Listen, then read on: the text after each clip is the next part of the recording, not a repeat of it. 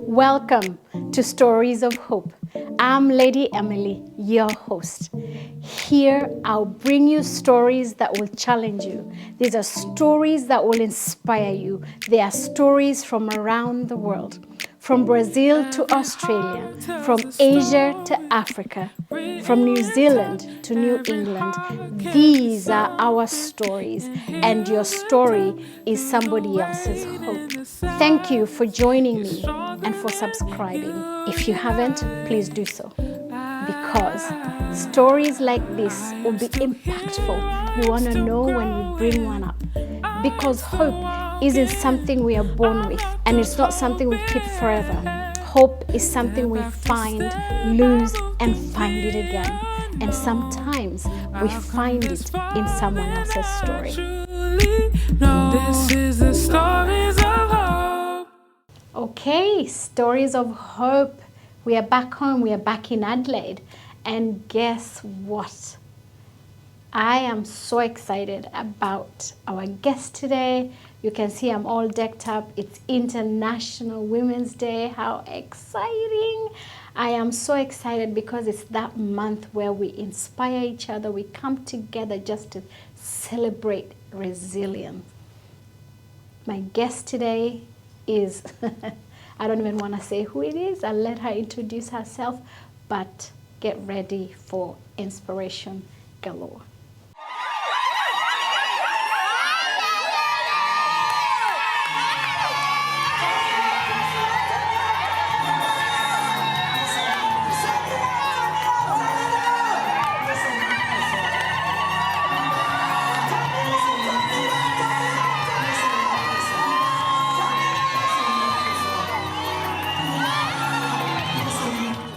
Thank you so much. Thank you for accepting to talk to me. So I'm gonna let you introduce yourself, what you do for a living, and where you're from, because I know your following is worldwide. Yeah. And today we are coming to you from Adelaide, South Australia. She's been here for 24 hours. Yeah, I think 24 hours. Oh my God! But she's it feels like 60 hours. So please introduce yourself. First of all, you're looking lovely. Thank you. You too. Thank you. So my name is Millie Odhiambo-Mabona, aka Bad Girl. Lawyer by profession and member of parliament, Suba North, which is in Kenya, minority chief whip of the Parliament of Kenya, longest serving woman member of parliament as of now. So yeah, maybe in a nutshell, that's who I am. Many things, and many other things, which I'll say in the course of our conversation. Yes. Yeah. Now you know who I've got here, Bad Girl herself. Yes. In person, on record. Yep, on record. On record. I'm so excited that you're here. She's our guest for International Women's Day. We were in Brisbane. The girls there were on fire for Millie, and now she's in Adelaide. We are about to walk into our event, and we're excited that she accepted to be our guest. So Millie, Yes. being a politician, was this a dream for you, or is it something you fell into and it became a passion? Where did that come from? Where did your spark for politics come from? It's all that. It's all that. It's all that because I was born, I'm a daughter of a politician. Okay. My father was a member of a regional assembly, which would be equated now to the members of MCAs. And he was vying as a member of parliament when he died in a boating accident. Oh. So I first saw a little bit of politics At home. from my father. I experienced a bit of politics from seeing, politics through my father's eyes. And I knew that politics was both a bad and a good thing. Because when people met my father, they would praise him and say, wow, they thought so well of him and talked so well of him. Yet when people talked generally, they hated politicians.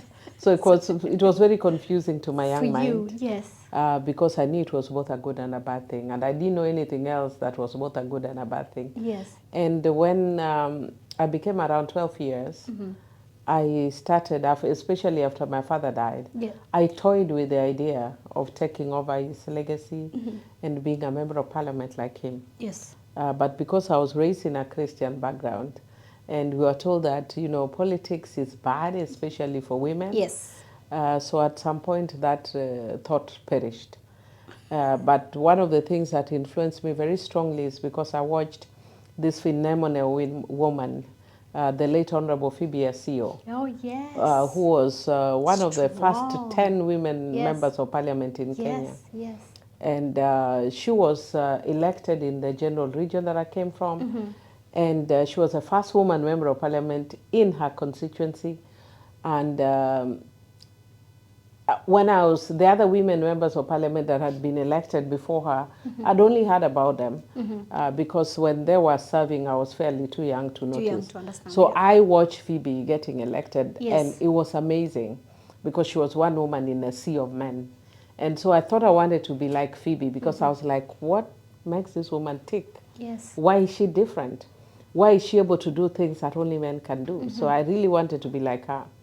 But then I took my ambition and shoved it aside because I thought then it's not something It's not good for good Christian women. girl. For good women. And so I decided to step aside back. and be a good woman. Yes. Yeah. But then the dream came back much later. Okay. Yes. So now, much later after uni, or which school did you go to in Kenya, by the way? Oh, I went to 2 schools. I went to St. Francis Girls Rangala in Siaya County, and I went to Limuru Girls in Kiambu. Oh, Yeah, yeah, so I went Chalks to Chalks.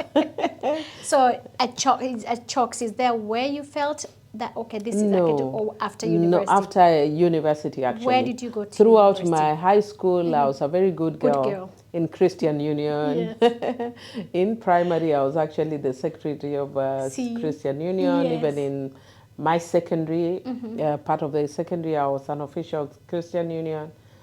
And then I went to Limuru Girls, and I was quite entrenched in the CU.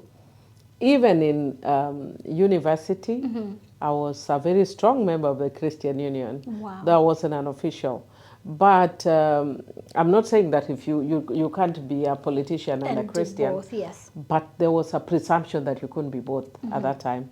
So it was, I joined after I finished my university. I started working with the civil society organizations. Yes. And so I did a lot of community work. And at some point when the party, not my party actually, but my area member of parliament, local member of parliament in our rural constituency, where my father wanted to vie, he was having a problem, the late Senator 𝗕𝗱𝗚 Okay. and he was having political problems, and I was called to, go and support him by my brother and a friend of mine. And I was like, well, how can I help? I mean, I'm not a politician. No. And they told me, you are the one who doesn't know you're a politician. All of us see your potential. And so I went to help. I didn't go to get into politics, even though I thought about politics all this while. Yes. All I was doing at this point was doing a lot of lobbying work with members of parliament to change laws, training women to be politicians, and I didn't see myself as a politician, no. Wow. So then I came in through, shadowing Honorable 𝗕𝗱𝗚. Yes. And through shadowing him and supporting him, I saw possibilities. Yes. Yes.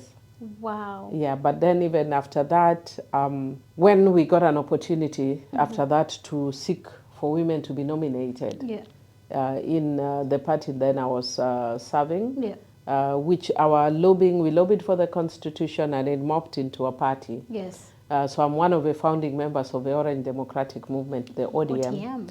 And when it morphed into a party and we got an opportunity to nominate women, and the women from Nyanza were not actually being considered. Oh. So we came together as a lobby of women, and I took a list of other women to our party leader for them to be nominated. Not you? No, my name wasn't in the list. And so when we took the list, my party leader smiled, and then he said, you've been nominated.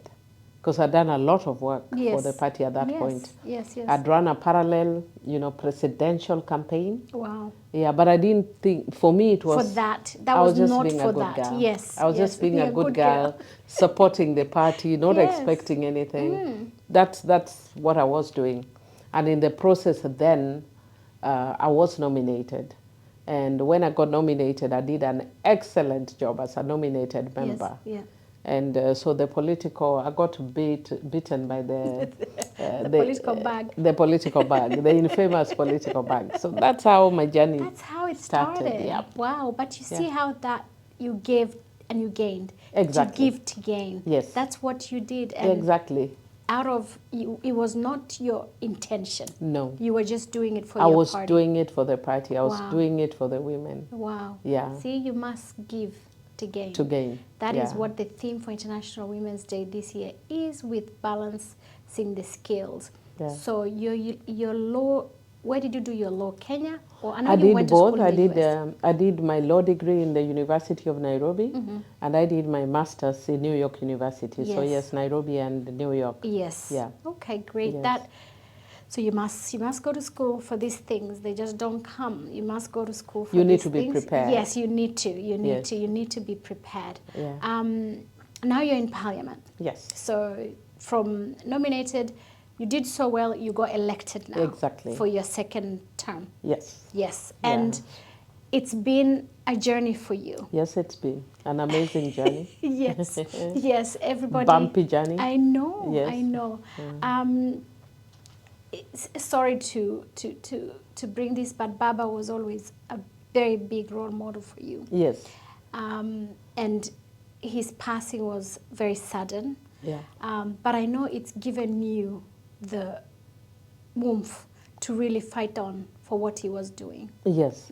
I think for me what is good is that, I do a lot of training for women in terms of political leadership. Okay. And I tell people that when you're getting into politics, you need to be realistic about the reason you're getting into politics. Or your why. The why. Yes. You need to know your purpose. You need to know your why. Yes. Of politics. Yes. And some people get into politics to be known. Some people get into politics to make money. Yes. Some people get into politics, to get power. Yes. When I got into politics, I wanted to further the work that I was doing in civil society, which is to make an impact using the law and development to make an impact, especially in the lives of women and children. Yes. Now, for me, Baba stood for the same values. Yes. So it made it very, very easy for me. I think a lot of people think that I supported Baba because the people in my region supported Baba. No.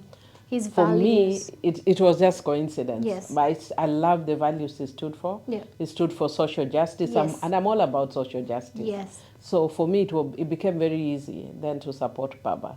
Yeah, and because of that, even in his demise, you can see there's a process where now there must be a separation of the chaff and the sand. And for me, it becomes very easy that I don't have to make any choice. No. I've always supported him for values. So even in his death, the values still stand. Yeah, you align. So I sometimes people don't understand. For instance, that I am in ODM, we're in the broad-based government. Yes. And I support the broad-based government. But when there are things that are wrong in the broad-based government, I'll call it out. Yeah. Because it is the same values that Baba stood for. Yep. Even in death, they're still the same values. The values He didn't called die out with Baba. if he was wrong. He called Yes, out. if there is wrong, I'll call out wrong. Yes. Yeah. That is so good. That is amazing. Yeah. And you're standing with your values. It's so Yes. important because a lot of people in politics don't. No. They go with the wave. They go Yes. with what is popular. Yeah. So for people, young people trying to get into politics, please remember, stick with your values. Yeah. Now, I told you 2 years ago, I was at a function. Yes. I was the only black woman. There was 500 Australian women. And the keynote speaker was head of Theatre Australia. And she's speaking, and then she says, I want to talk about a hero of mine. You might not know her, but her name is Millie. from Kenya. And I'm thinking, what? And then she goes, she says she's a bad girl in parliament. And she says, good girls don't get the corner office. I go by that analogy because in theater, I had to play the bad girl role to get where I am. Exactly. I was so excited. You've never seen, I was so excited. When she came off stage, I was there. I was like, I must do a video with you because I need to send it to Millie so she can see how far her analogy and how many lives she's impacting. She would never know. She would never meet you. But so we did the video. Oh. So how does this feel for you, this bad girl philosophy, which I'm following? Yeah. Well, it's humbling. Actually, when I said the bad girl philosophy, I didn't know it was going to, go viral. Yes. And it went viral globally. Over and over. Over and over. Yeah. I've been to Nigeria, to Ghana, United States. It's there. Wherever. Almost virtually every country I've been to. Yes. There's somebody who is telling me, I'm a bad girl. Bad girl, I know. And they recognize. I know. And it has become something that a lot of women resonate with because the society is not very kind to us as women. No. And what we have been trained and we have been taught is, be the good girl. You must follow the norms. You must follow the status quo for you to get by. Yet we follow the status quo and we are the good girls. Yes. And we don't get by. No.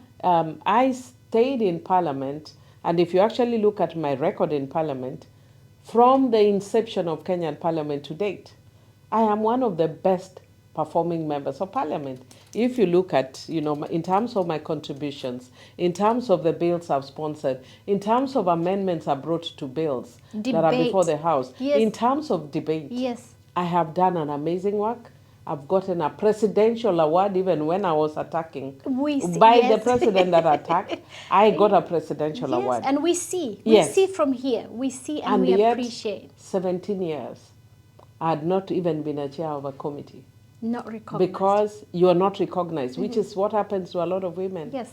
That our work and, our work is rarely valued. Very. You are supposed to be a follower, never leader. Yeah. And for women to get to that level, to break that ceiling, you really must be a bad girl. And being a bad girl doesn't mean that you need to do bad things. No.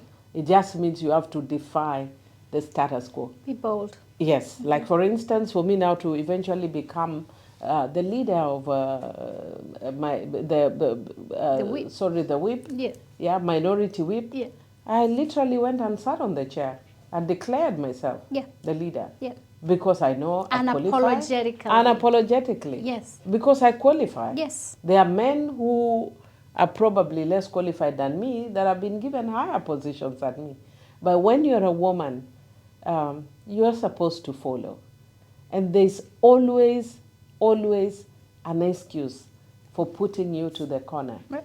Yeah. I always call it the adjective war. Yes. And the adjective war is that there are certain adjectives that are reserved specifically for women. Yeah.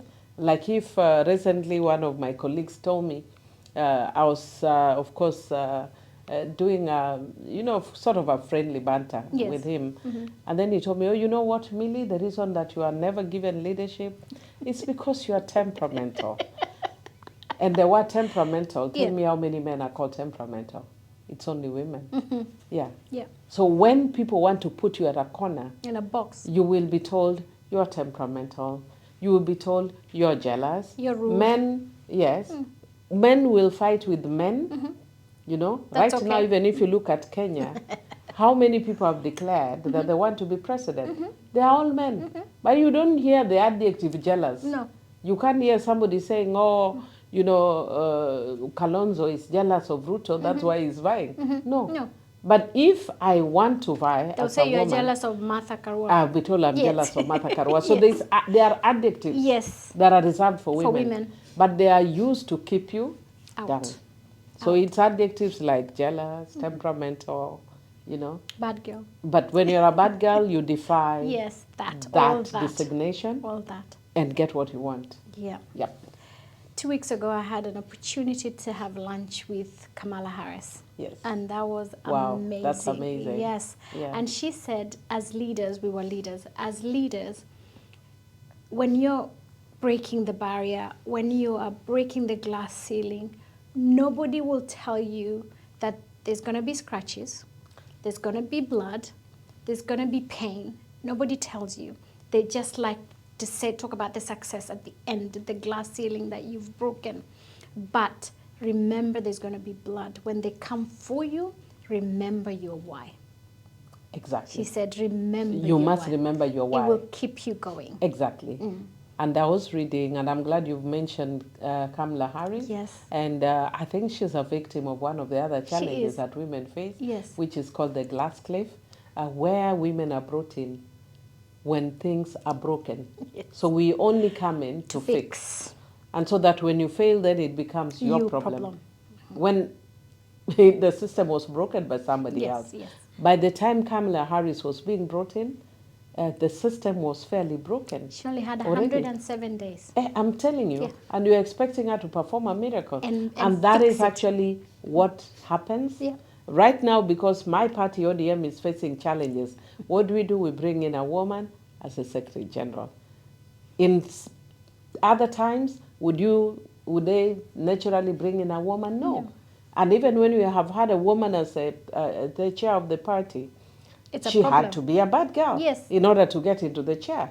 So it wasn't an easy sailing. No. So it's never that easy. For women. For women. No. But I just want to say also that I've just finished reading the book, a memoir by Jacinda Ardern. Yeah, who was she's amazing. third woman Prime Minister of New Zealand. Yes. Yeah, and she says actually the same thing. It that is. when things are difficult, always remember the why. And for me, when I hear people like Kamala Harris, Jacinda Ardern, then I'm encouraged because then I remember the why. Yes. I ask myself, why did I get in here? To politics. And because a lot of times there's pressure to conform to other things that didn't bring you to politics. Yes. Like people will tell me many times, oh, Millie, you now need to think you've been in politics for 20 years. There are many young people who got in before you. Yeah. They've gotten a lot of money. But I didn't come in to make money. That was not your why. No.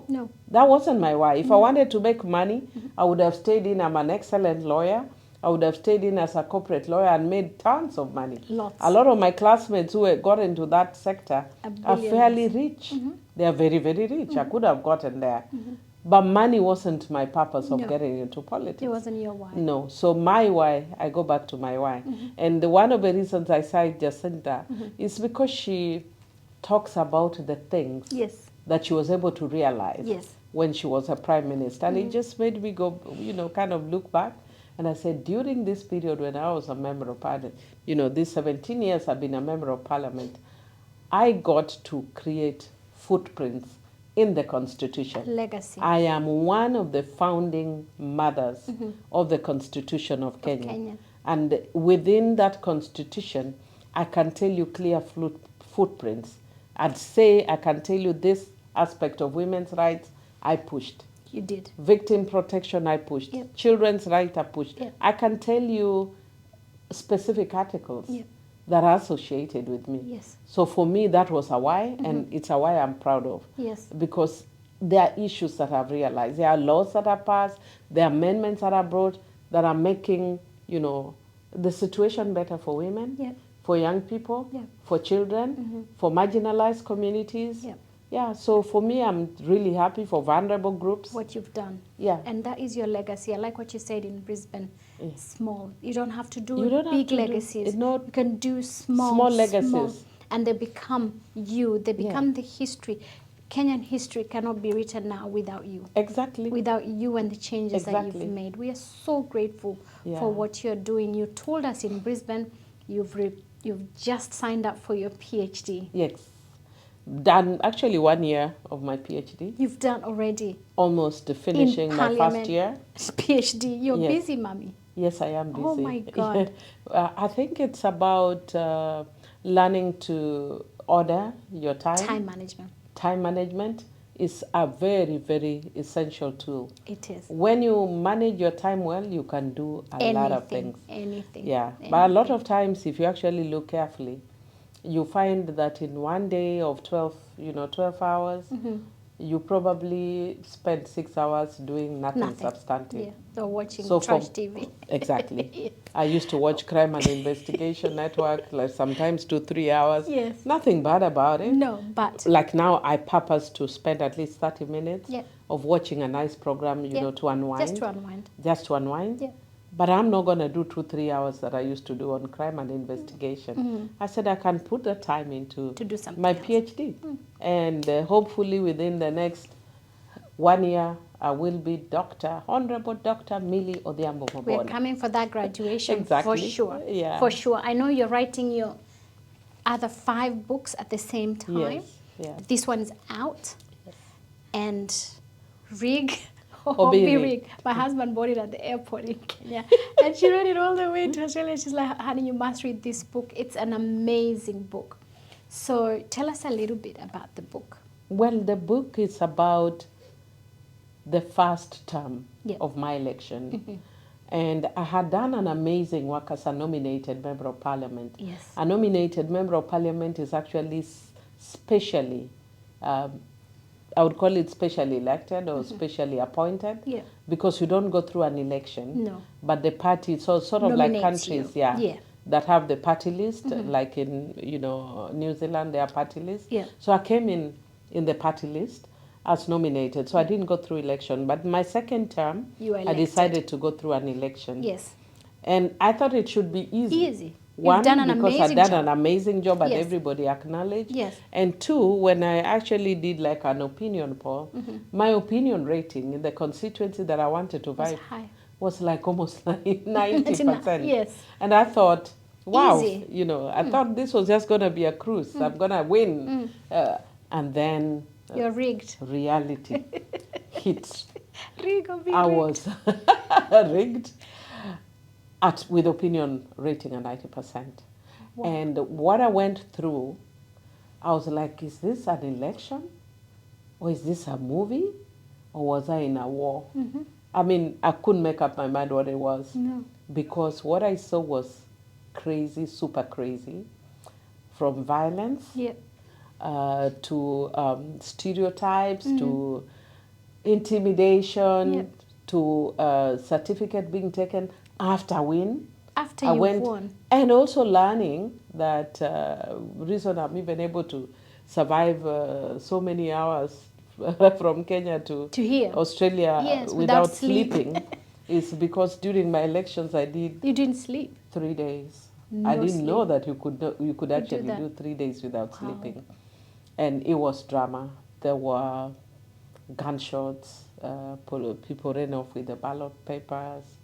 I mean, I'm just giving summary. It was drama. You need to read the book It was to drama. get what happened. Yes, it was drama. Yes. And so I said, I think women need to be more prepared because I Yes. wasn't prepared. Yep. It's a war.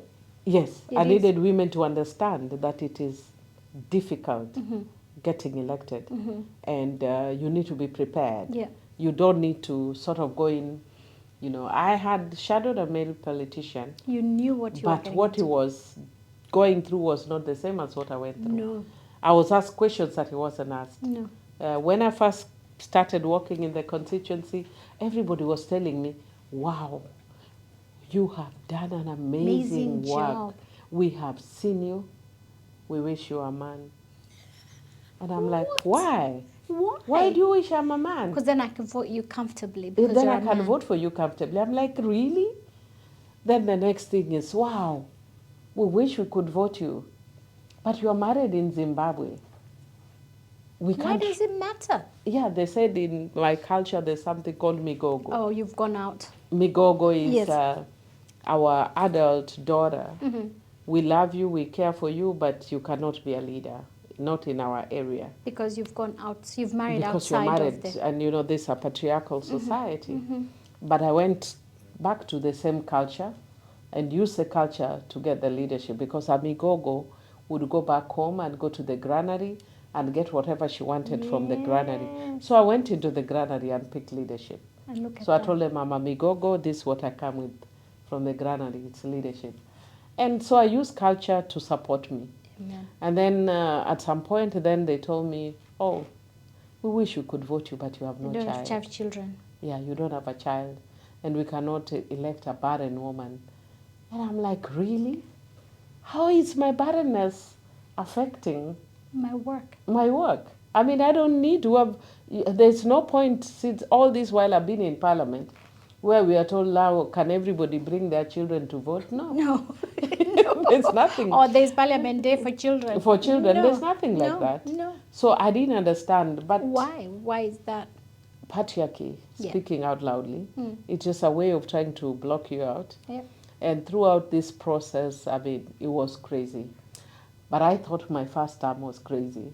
This book is about only the first term Please. election. My second term, my bodyguard was killed. Yes. My house was burnt. It gets really violent. So one of the things I do, part of the second book that I'm writing, is giving people Analogy of what happened. and Understand. how you need to be Ready. prepared and you need It's to a be war. ready. It's a war.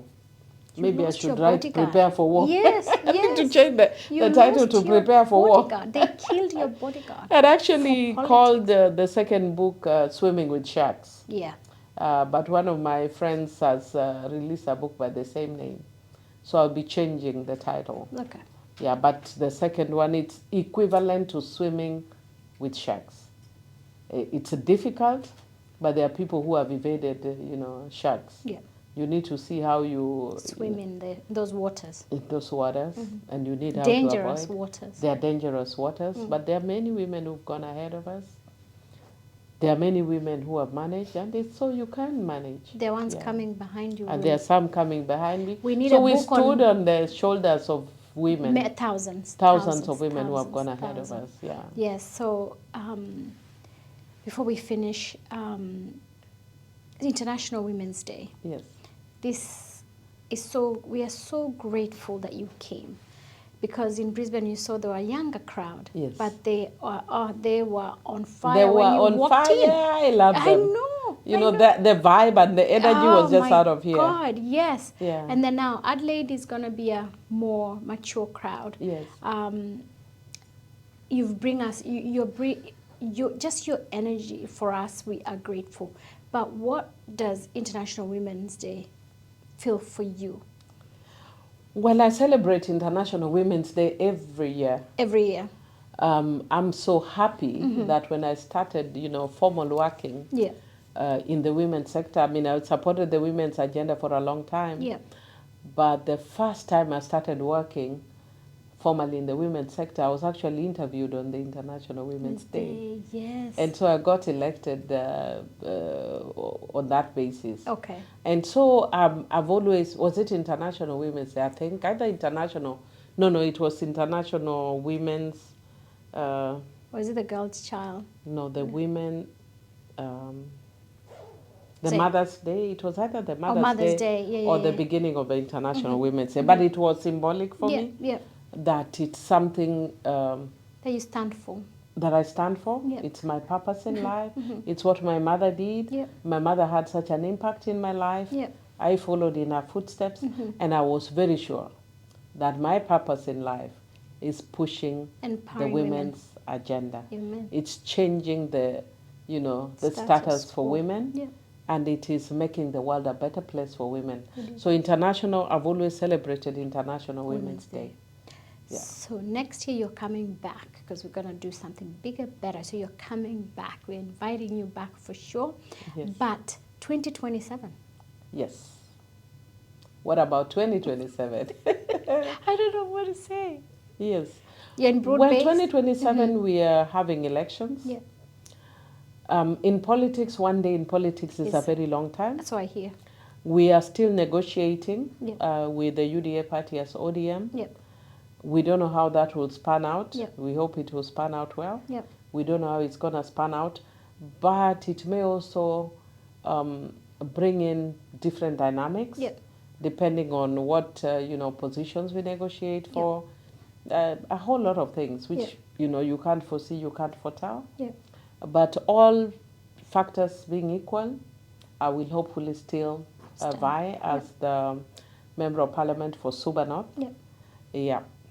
We're wishing you all the very best. Thank you. The guys in your constituency, that's the luckiest. And the women in that constituency, you are the luckiest. We have to bring her all the way here. You guys are with her all the time. Enjoy her energy, her bad girl energy. And she's brought it all the way to Australia. We are grateful. For those in Australia, come on, let's go see what she's going to tell us today. We are so excited. And we will ask her to just give us her parting shot. If you were to give advice to a young female or a young lady in Kenya, not even in Kenya, because there's a girl in Brisbane. She actually posted you today on her Facebook. She's my friend Sharon. She's running. She's going to be the first African to run in Queensland for the Liberal Party. And she said, please tell Millie she has to be here in the 2028. But for people like Sharon and young people who are so passionate about politics, what advice would you give? I would tell Sharon, believe in yourself. Yeah.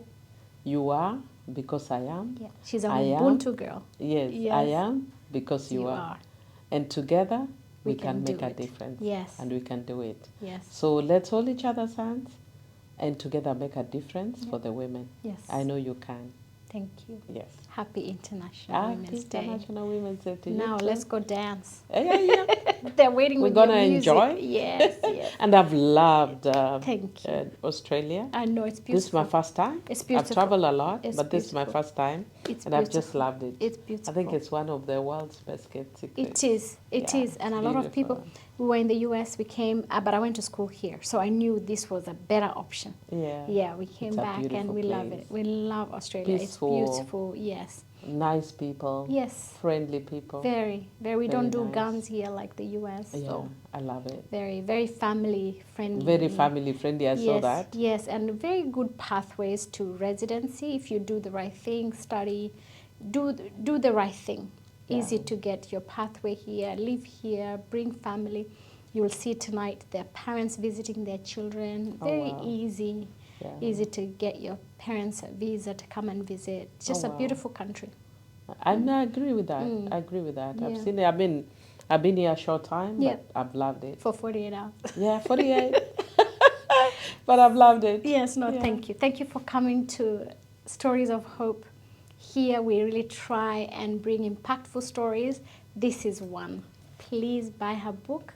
There's more coming, so if I was you, I'll be buying this one, read, and wait for the second one. And you are doing an amazing job, let me say. Thank you. Continue with an amazing job you're doing. Thank you. May God it's bless because you. of people like you that keep us going, because you are just inspirational to us. So thank you. Thank you for accepting to come all the way for us. The theme that we are talking about is balancing the scales. And how are we balancing the scales? By giving to get. When I give, I'm taking away. But yet somehow you want me to tell you how by giving, we can actually get. But because I'm a brilliant student, I hacked it. I was just telling people the other day that I'm glad when I went back to do my PhD, I was very skeptical about, IT and all this AI and stuff. And so when I saw some students in the US that they were almost going on the streets when ChatGPT didn't work for a day, and I'm like, look at these kids, that they can't work because of ChatGPT. Then when I went to school and I was trying to do my research, and I spent 3 weeks on one question. So one of the young people in my class, of course, they are much younger than me, they came over and they told me, Honorable, use ChatGPT.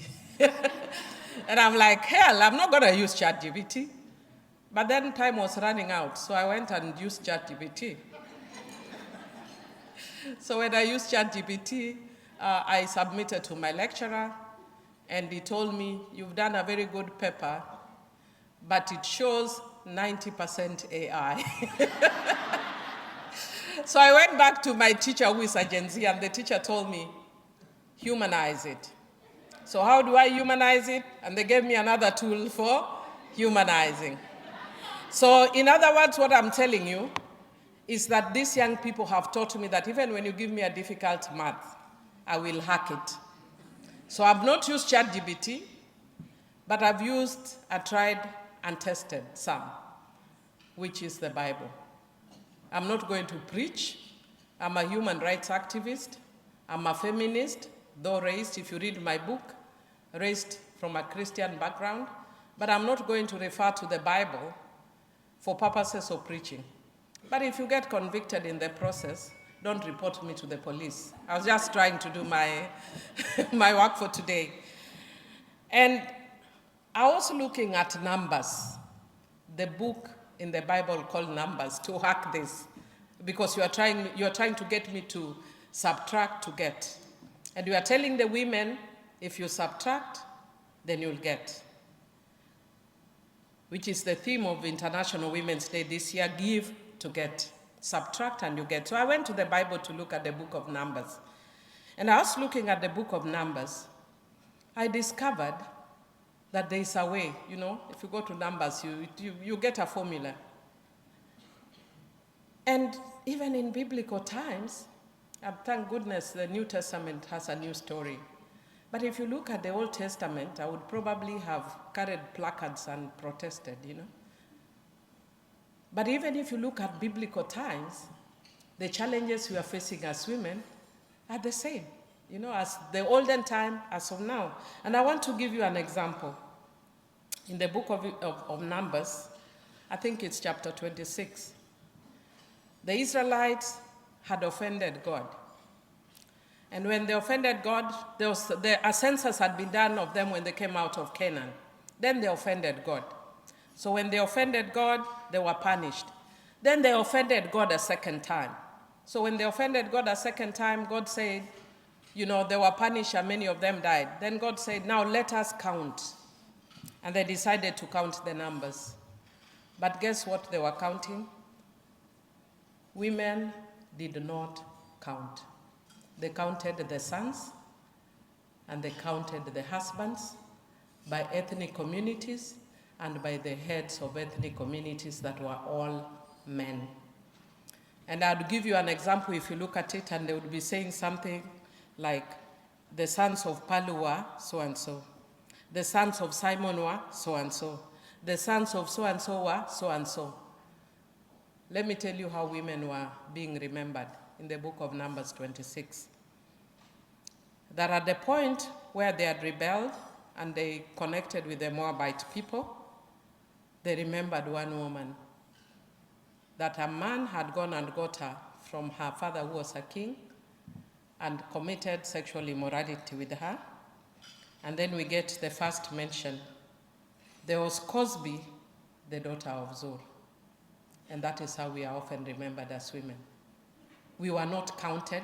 They didn't count women in the Bible. They counted this 𝗕𝗶𝗹, the daughter of 𝗕𝗓, because she had performed sexual immorality and she was speared to death. In this instant, at least she was speared to death together with the man who had brought her.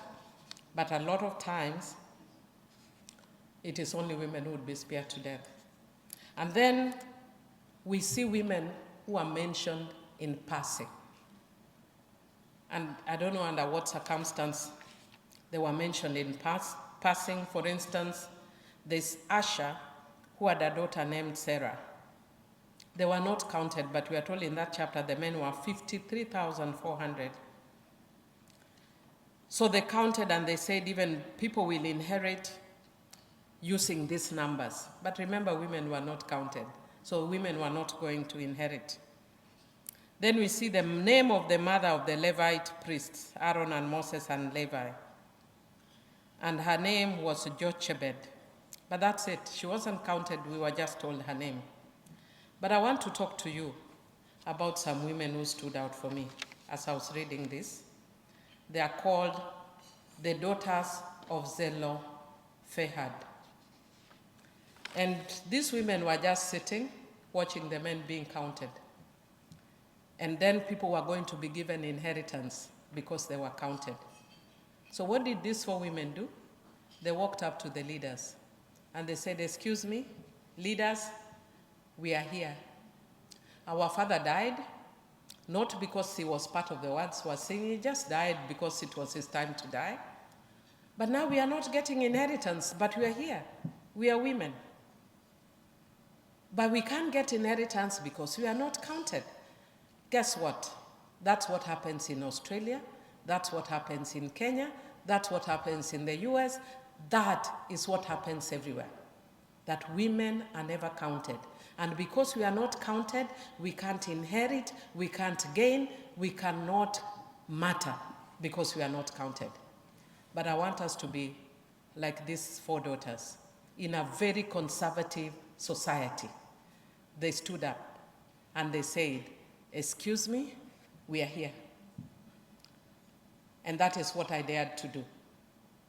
That after I was nominated, just like my little sister here wants to be nominated at 23 because she's in the party list. I first came into parliament on the party list. I was a very young girl. And I went into parliament, did excellent work. Everybody was praising me for my excellent work. And I can dare anybody that you go and check the records of Kenyan parliament. There may be very few, if any, count number 5, who have done as sterling a job as I've done. I even called the president. I even called the president names, but he still gave me an award because my work spoke for itself. Yeah? But then when I went to seek for leadership, elective leadership, and I went to my constituency, which is a fairly rural constituency, and people told me, Millie, oh, you've done an excellent job. We love you.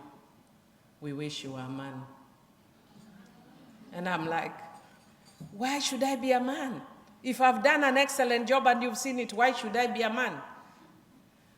Then they told me, Millie, we love you, but you are a migogo. Migogo in my community means an adult woman who is either married or not married. You do not belong culturally. So they told me, go back to where you're married and go and seek election there. Where was I married? Still married. I don't want you to go and tell my husband I used to work and I'm still married. So they told me, go to your husband's place in Zimbabwe. Where my husband is, their community, they have 3 cliques, Zandebele. They speak like the Zulu. So they speak. I have to learn those cliques. One of my sister's in-law's name is 𝗕𝗱𝗚. Now I'm impressing you here, but he's told me whenever I say, he says, that is wrong. It's not 𝗕𝗱𝗚, it's 𝗕𝗱𝗚, I don't know. It's one of those. But I'm expected to go back to Zimbabwe and learn to click 3 times. I'm expected to go there and understand their customs and culture. And having done that, then I seek elections. That would require me to be about 70 years by the time I'm done with that. And I wouldn't have time to go for elections. Then they told me, having told me that, then they told me, Millie, we love you. But how do we elect a barren woman? How does my not having a child have to do with anything? I've now been in parliament 17 years, and I've never seen one day when we are told there's a session where children must queue and be breastfed. I've never seen where we need children in parliament. But I was told I can't be elected because I'm a barren woman. And I've just finished reading the book of the 3rd woman prime minister of New Zealand, her memoir, Jacinda Ardern. And I was just smiling as I'm reading through her book because I thought this was an African problem. But Jacinda Ardern in New Zealand was facing the same thing. And you've just heard Emily saying that she was being told the same story by the former vice president of the United States of America. And you know what they do for us? That when situations are hard, then they tell the woman, step up. And so the women step up only when situations are hard, and if you fail, they say, look, it was the woman. It's called the glass cliff, yeah, theory. Then they tell you, look, we've given you opportunity, and you have failed. And that's what they do for us as women, so that you cannot get opportunity to lead. So women, when we get into political space, it's going against the tide. Whether you are in Australia, whether you are in Kenya, it is never easy. When Jacinda Ardern was going through, she got pregnant as a prime minister, and she was debating about whether to tell the nation that she's pregnant or not. I wonder what men wondered that they should tell people. Since you don't get pregnant, perhaps you'll give us a secret, what your worries are. Whether you'll snore at midnight or whatever, but for women, it's a mundane things about whether I can stand when I've had children or not. And that is why I love these women. In the biblical women who stood up and said, hello, we are here and we need to be counted. And many people call me the bad girl. And if you look at my video that went viral, I know many people know me as a bad girl, so when I say Jesus' name, you are like, eh? Did she borrow somebody's mouth? But I thank God that we have people who can dance, stand up, baby, baby, darling. But we also have people who can hold us in prayer. So that after I've danced, baby, baby, if I annoy the Holy Spirit, she's holding her hands, praising God for me. And God forgives my sin. Because of people like you, my sister, Amy. So I just want to thank you very much for holding our hands, for lifting your hands. I think some of you know that, I think it was when the Israelites were fighting, and when they were almost being defeated, who was asked to hold the hands? Let me see how many of you are Christians. Who was it to hold the hands? Who was holding the hands? So every time they held their hand, there was a win. And when the hands were down, there was a loss. Nani anajua hapa? Nani? Was it Moses who was holding? Who? Aaron. That one I've given you as a... I want you to go and Google and tell me. I want you to go and Google. I want to just say that, as has been indicated here, for the International Women's Day, we are focusing on balancing the scales. And I want to talk about that, and the theme this year is give to receive.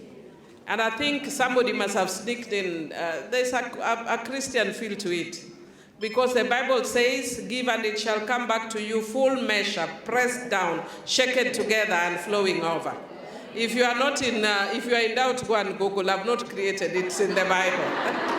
It says, give and it shall come back to you, full measure, pressed down, shaken together and flowing over.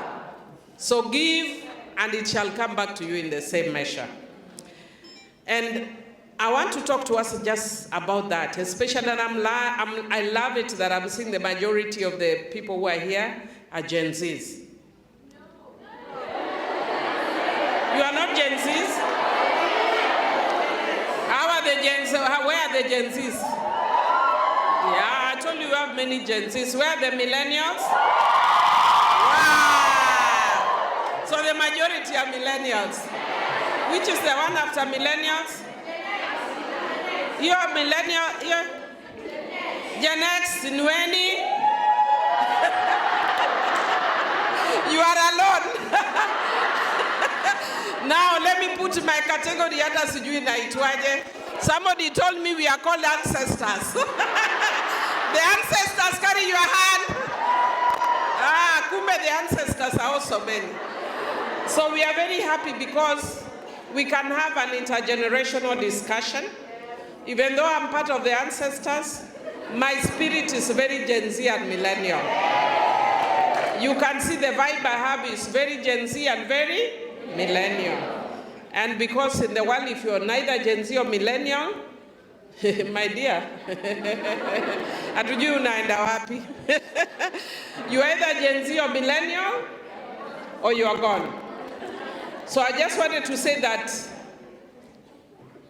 when we talk about give to receive, I want to speak to us. I will not be very specific. Part of the reason has to do also with, I told you we've lost my niece, very sad, partly because of depression. I will not go into details of her death, but I want to talk to you guys very passionately. And I want to talk to you that when you want to give as a young person, you cannot give from an empty tank. You must first have before you give. Are we together? So don't purport to give what you don't have. And what do you give? Where do you get what to give? First, by loving yourself. Many of us want to give without loving ourselves. And I want to thank you, Emmy, because you've shared a story that most people wouldn't share. Because your story is what in the Kalenjin you would be told is 𝗕𝗱𝗃. Some of you don't know what 𝗕𝗱𝗃. What is 𝗕𝗱𝗃? Yanjumani, the one that is not discussed. But you are willing to come and break the silence over the 𝗕𝗱𝗃. And because you've broken the silence over the things that are not spoken, you are able to break the barrier of things that weigh you down and pull you down, first by loving yourself. You can't give without loving yourself. A few days ago, unfortunately, it's the day that we lost, I think, about 48 Kenyans.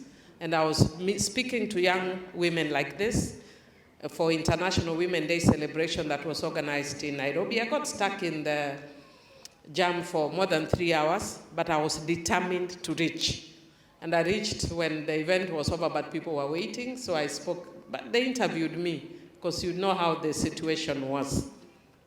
And one of the things that I was telling, the young women in that place, is that when we, as women, seek to give, we must give from a point of strength. And I told them, because they were asking me a question, and they asked me, what is one thing that we can take away that is a lesson in your life? And I told them, my lesson in life is I don't give a damn. That's who I am. I don't give a damn. Because a lot of us, like when you are coming here, women, if I'm saying the truth, you'll confirm, yeah? You are leaving your room, you would already picked your dress, then people start doing photos and sending, yeah? TikTok, whatever, then you're like, hey, is mine nice enough? You go and change 6 times. Why? Because you want public approval. By the time I was leaving my house in Nairobi, I had decided this is what I was wearing. When I came and I saw my sister Amy had a beautiful, elegant dress, what did I do? I just said, yours is so nice, but mine is equally nice. Yeah. I don't have to compare myself with her. The way God made her is not the way God made me. And young people, you don't need to give a damn. So long as you are doing what God has set you out to do. Be bothered about me. Tell me. Be bothered about me. I'm bothered about Millie Odhiambo, the bad girl. Because I cannot give you if Millie Odhiambo is on empty. I can only give you positive vibes because I have the positive vibes. But if I'm looking behind me to see what everybody else thinks, I want to look at approval for everyone. I want to do what everybody's standard is, my dear. And I want to thank God for you, that God has blessed your marriage. And I want to thank you if you have been looking for a husband and has failed. Maybe your purpose in life is not to get married. Hallelujah. Hallelujah. Am I speaking to someone? Yeah, because you'll find, hallelujah. Because there are girls I speak to, hey, are we listening? Because I know people will come. I'm a Christian, by the way. And one of the things people don't know about me, I was just telling people the way I'm structured. Before I left in the morning, part of the reason I was getting information about my visa even late is because I'm very structured. There are things I do every single morning. One is when I wake up, the first thing I do is my daily devotion. Not just prayers, daily devotion. Hata kitabu nilikuwa naandika pale, she can read for you. The back. Imeandikwaje? The front, rather. What is in the front? Well with my soul. Because that is what I start with. My soul must be well in the morning. I do my daily devotion every morning, and I pray.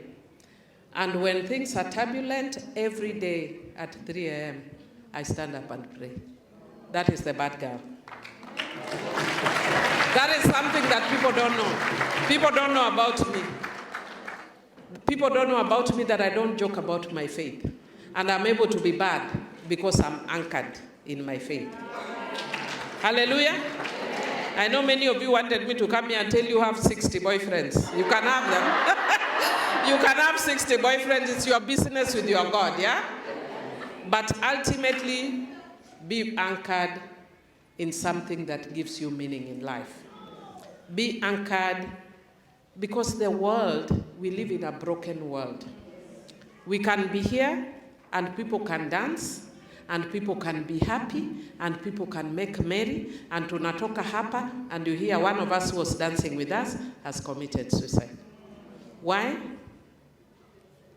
Because we are empty inside. I'm able to dance and make merry because God has given me joy. When I was vying as a member of parliament, because you remember you were told there that I was nominated. So when I got nominated, I did an excellent job, especially because my constituency where I come from is primarily a fishing community. So I spoke issues that are very dear to fishermen. So I was so thrilled when I was going around. All the people were happy. They started telling me, "Oh, Millie, you are so good. We wish you were a man." Yeah? So that was the first thing. Then they told me, "Oh, you are so good, but you are a migogo." Migogo means you are the married, you are the adult daughter, so you do not qualify. You should be our wife, is when you qualify. So they told me, "Please, we love you, but go to Zimbabwe where you are married and seek elections there." But Zimbabwe where I'm married, my husband is in Ndebele. And if you know Ndebeles, they have 3 clicks. There's a click on the top of the tongue, under the tongue, and by the side. So like, for instance, one of my sister-in-laws is called Nom. Now I can stir you here and make you think like I know, but my husband will tell me you got it wrong. So because he tells me when I do Nom, then he tells me, "No, you've done it by the side, it should be under the tongue." Now how do you do? I'm expected to know how to click, learn the language, and go and vie. Will I ever get elected?